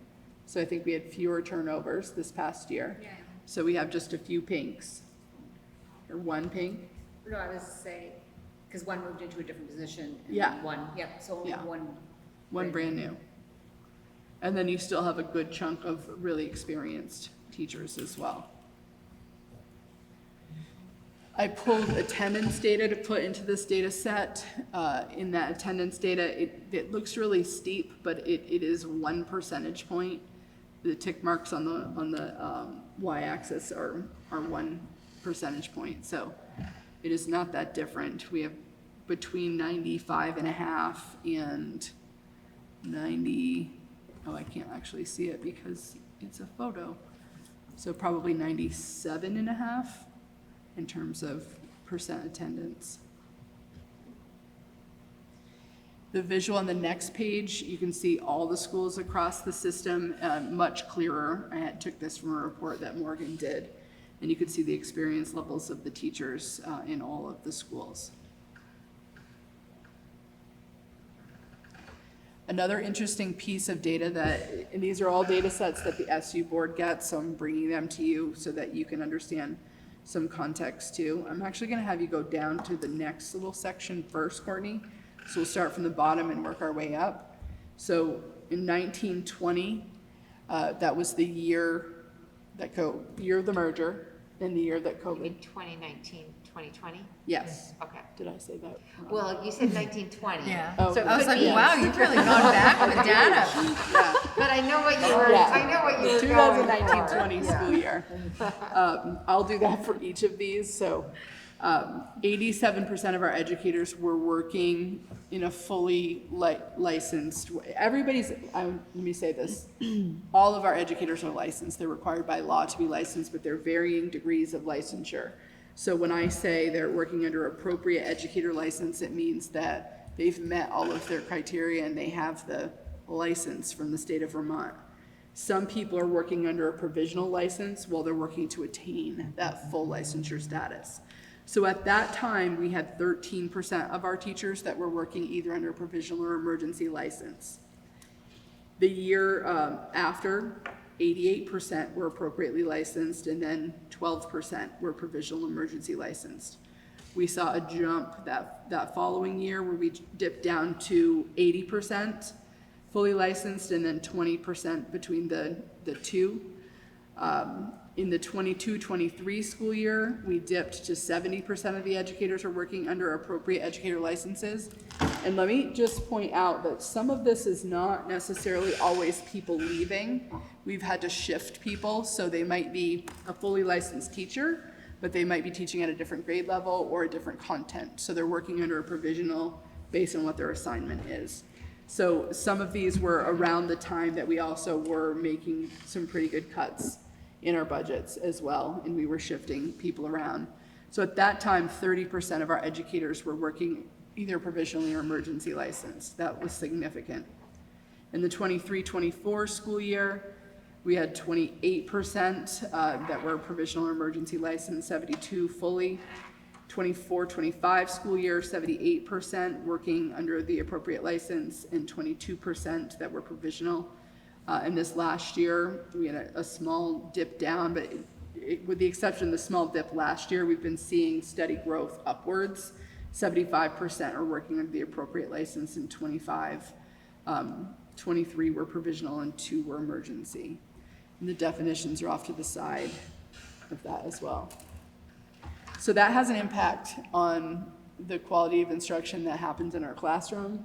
Some of those provisional licenses, as I said, are already qualified teachers that are just teaching a different grade level, but some are brand new to the profession. Some are learning how to be a teacher while they're teaching in our schools, because we really do struggle to get candidates to fill our positions. So we have worked with several licensing pathways for our educators to be able to gain that licensure to become fully licensed, and that means that they're doing it while they're teaching.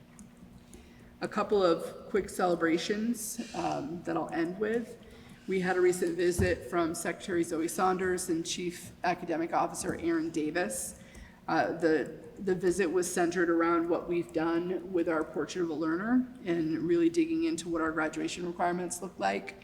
We were able to share some data with Aaron and Zoe that was used in terms of our work and why we have found it so important to shift towards skills and really be much more future focused in terms of what the workforce is going to need from our students in the coming years. So we were able to share a lot of that information as well as some of the research behind the work that we have done. I know that tomorrow there is a big statewide strategic planning conference that's happening, that's being put on by the agency. That's where Morgan is heading tonight. I was not able to make it work for my schedule, but we have a team of 5 people down there. 2 of them will be working on the strand related to statewide graduation requirements, and then others will be working on other parts of that. While Zoe and Aaron were here, they visited Richford Elementary School and Richford Junior Senior High School. The pictures that you have in your slideshow reflect Richford Elementary School is a Leader in Me school, so they are developing leadership skills in all of their students, and they're doing some really incredible work. The students led this visit, so they gave all of the information to Zoe and Aaron. You can see how focused they are on the students. Kelly was not presenting at this time at all. This was all of the students. There were 2 other students in the room on the other side of that table, and you can see in that picture they were sharing a bunch of information with them as well. It was very enlightening. They were talking about what they were learning, what their goals were, and they were talking about the leadership skills that they have and how they demonstrate those. So it was a really fantastic day. A week later, Zoe came back to FNESU to provide or to award an Educate Innovate grant to Enosburg, the Enosburg-Richford district, and this is centered on 3D printers and other highly engaging materials. I'm sharing this here because this is the same grant that we got last year for the NMV district that helped us to buy a lot of materials for our students, and they're being used every day in our schools. And they actually noted while they were here that, they could see that we're doing similar work across the schools in our system, and they're actually expanding this grant because I think it's only funded 2 different applicants in each of the 2 years, and it's expanded for this next year. So I'm happy to share that. And now I'm going to stop talking. Sorry, that was a long one tonight. Thanks, Lynn. This is great information. Appreciate it. Okay, so that brings us to our principal reports, and Kevin, you are up first. All right.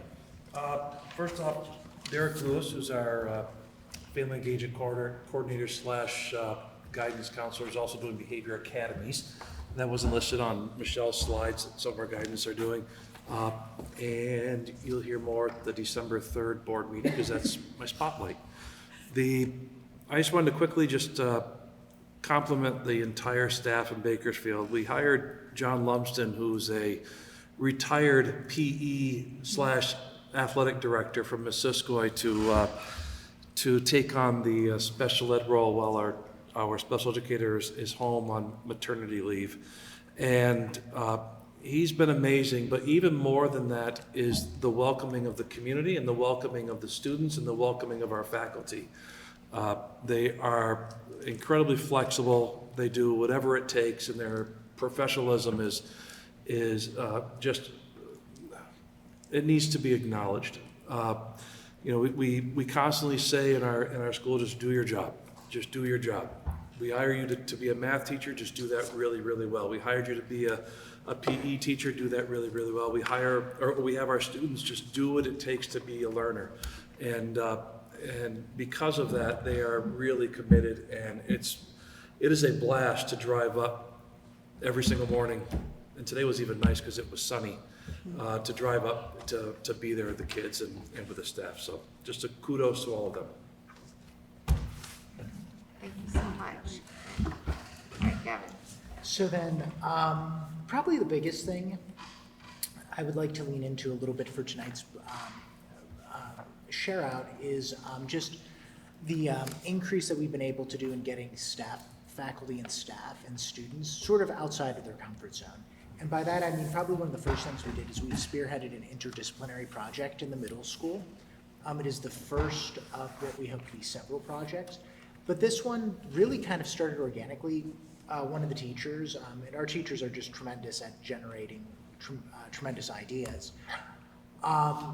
A student at one point was really interested in Miami, Florida. Probably with this weather, I don't blame them.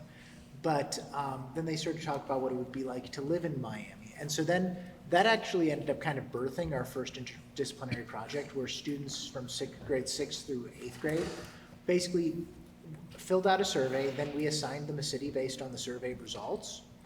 And so each student is sort of showcasing what life would be like in that city, and we're doing it across all subjects.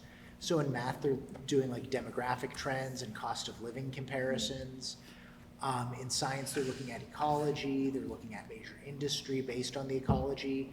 In global citizenship, it's a lot more on culture. And then in ELA, it's a lot more on the presentation of it, as well as researching one famous citizen of that city. And so our hope is to actually have trifolds ready for our student-led conferences on the 19th and 20th to be able to showcase some of that learning. In addition to that, we took a little bit of a shift in our how we approach our professional learning community meetings. In the past, they were always what some would call marriages of convenience. Oh, well, you're the math teacher in 3rd grade? Okay, well, we're gonna pair you up with the math teacher in middle school because you guys both teach similar subjects. We've talked about, we've at times said like, oh, unified arts teachers, well, you don't fit in anywhere, so we're gonna put you together to be unified arts PLC group meetings.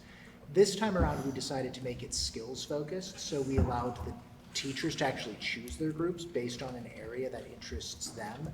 And so that's ended up with some very creative pairings where teachers have been able to share different strategies, and we still have combined goals, whether they be literacy goals, writing goals, portrait of a learner goals. And so there's been some really exciting and engaged work coming from those groups as well. So that's where I was gonna end it for today. Thanks, Gavin. Sounds good. All right, thank you so much, Gavin. Sandy. Just a couple of things that I did not have at the time of writing my report. We are taking 4th through 8th grade up to J.P.E.G. on November 14th. It's kind of a new thing that J.P.E.G. Foundation's program is doing. Instead of coming to us to fit boots, we are taking them all up there. So we're taking 85 students up to get their boot fittings and orientation safety thing. And then they've offered us $10 to the water park. So I think we're gonna take a couple hours and jump in there too. So it kind of makes it fun.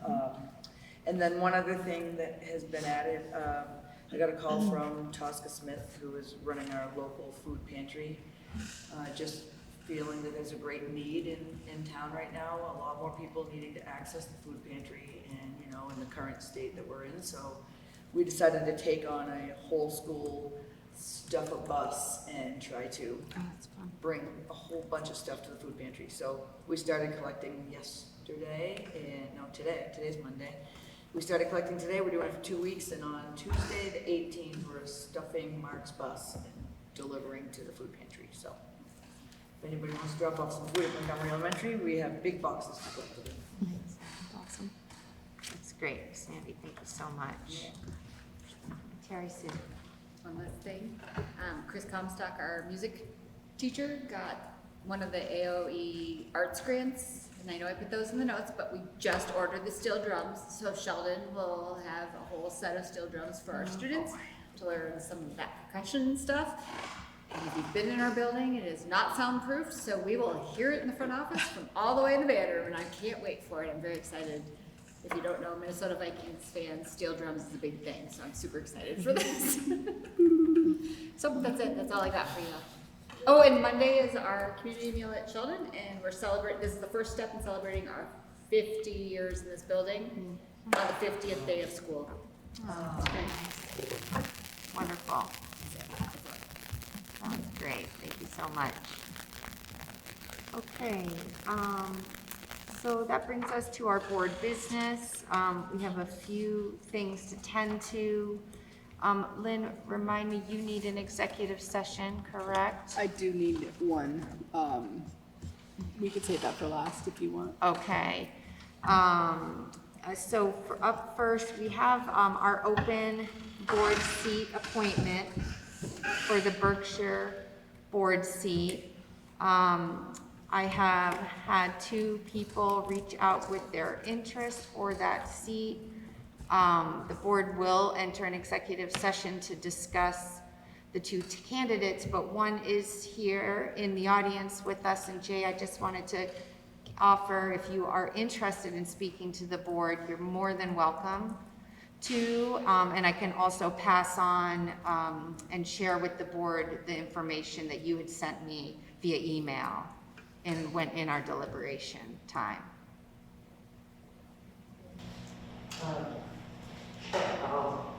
Sure.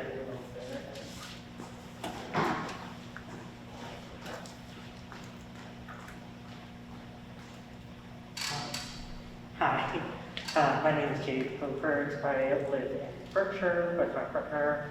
I have really dedicated my entire work career to supporting students, especially statewide, across our wonderful community of Vermont, making sure that students of marginalized identities have access to spaces in schools and outside of schools to find their community, to find their leadership skills, to find their ability to impact their culture at their schools.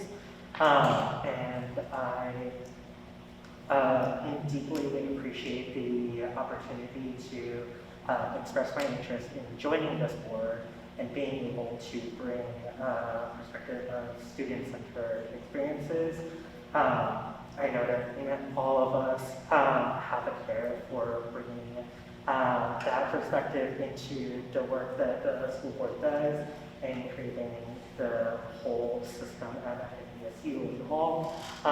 And I want to be able to represent my community and the students that I've worked with over the past few years, especially here in NDSU, to be able to ensure that their voices are heard here, are valued here, are respected here, and uplifted in the ways that they can demonstrate leadership over the work that faculty, staff, and district leaders bring to creating this overall community care for our students. Happy to answer any questions if there are any here.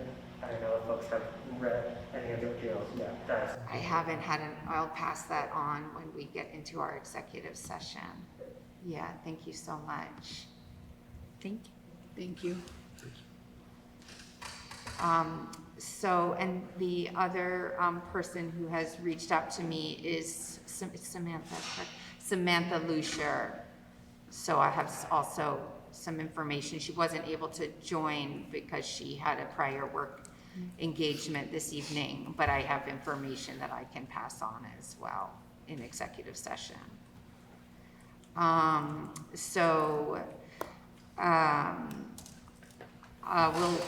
We'll move on. I don't think we'll discuss the SU board seat at the moment. What's, Arlene wanted. I'm sorry? Arlene has a question. Oh, sure. What's up, Arlene?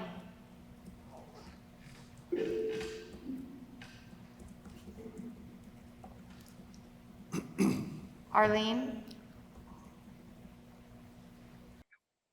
I have no sound coming from the meeting. I've been on closed captioning to get information about today's meeting, but I'm not sure if that's going to change or if I'll just drop out of the executive session. No sound. So you haven't been able to hear any of the meeting? She's reading the captions right now. Can Michelle hear? Michelle, are you able to hear us? Yep. Yeah. There was one point where Michelle was presenting that there was a lot of feedback on their end. Okay.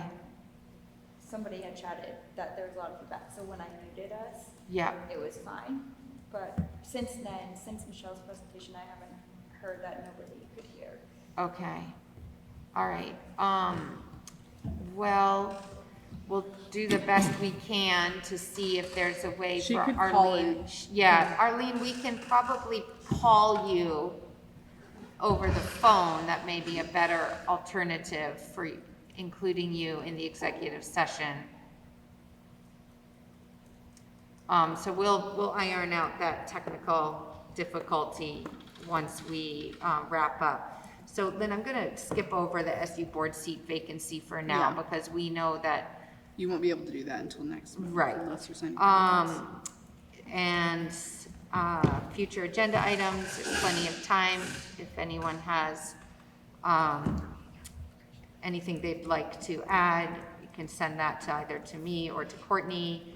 And I'd say that maybe Lynn and I will strategize and related to the quality standards, Lynn, maybe we might be able to add something to the agenda for the December meeting that To review. to ones that we review wanna- over for okay. the quality standards.